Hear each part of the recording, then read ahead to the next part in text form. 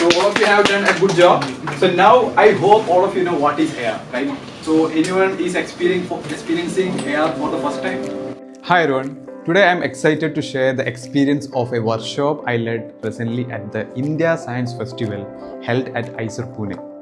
Augmented Reality App Development for Science Education and Communication. If you are someone interested in making science more engaging, interactive, and accessible, this is something you will want to hear about.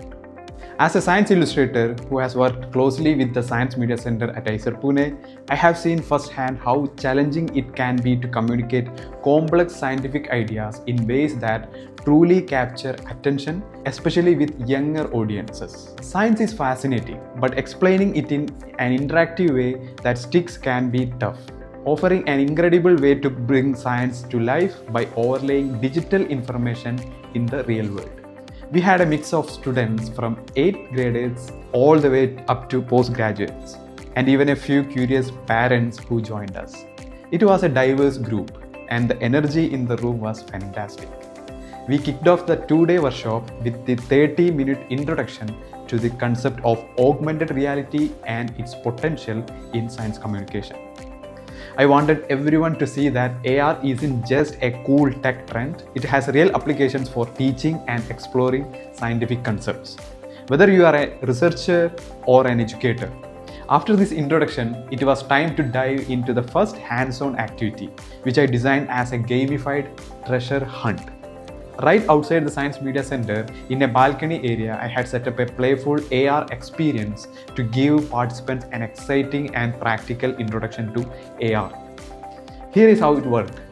I printed several scientific icons on white paper and pasted them in different spots around the balcony. These icons were markers for our AR app. Each participant downloaded the app onto their phones, and their mission was to locate as many of these hidden markers as possible within 10 minutes time limit. Now, the magic of AR came into play each time they found a marker and scanned it with their app. A 3D model or an animation would pop up right on their screen. It could be anything, a rotating molecule, a moving cell structure, even a video or an interactive diagram. This activity gave everyone a thrilling, immersive introduction to AR, and you could feel the excitement in the air as they reached to find the markers and see what would appear next. When we gathered back, I introduced everyone to the world of scientific illustration, a field that blends art and science to communicate complex concepts visually. I gave them a brief overview of how illustrations are created, the various tools we use, and the methods behind crafting accurate and engaging visuals. This was important because understanding the basics of scientific visuals would help them see how AR could elevate these concepts even further. Next, we moved on to 3D modeling, an essential component of creating AR content. I introduced them to Blender, a powerful tool for making 3D models, and gave a walkthrough of how they could begin creating their own. Now, this wasn't a full tutorial, rather it was an introduction designed to show them that building AR-ready models is possible and accessible. I also shared some great resources where they could download free 3D models to experiment with on their own. Then came the main activity, creating their own augmented reality experiences. I handed out black markers and white sheets of paper, and each participant got to design a simple scientific icon of their choice. The idea was for them to have a custom marker that they could link to an AR experience. We used a web-based application called Overly for this project. Overly allows anyone, even those new to AR, to create augmented reality projects without needing any advanced coding skills. So each participant uploaded their design to Overly, set up their AR project on the website, and then used the Overly mobile app to see their own creation come to life. They would simply scan the marker they made and they would see an augmented reality element right on top of their drawing. Whether it was a 3D model or animation or a video, the look on their faces as they watched their own designs transform to an interactive AR experience was priceless. This workshop was more than just an introduction to technology. It was about empowering each person to realize that they too can create something meaningful and impactful.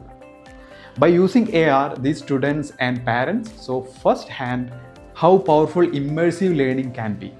For students, this kind of interactive learning can spark curiosity and make challenging scientific concepts easier to grasp.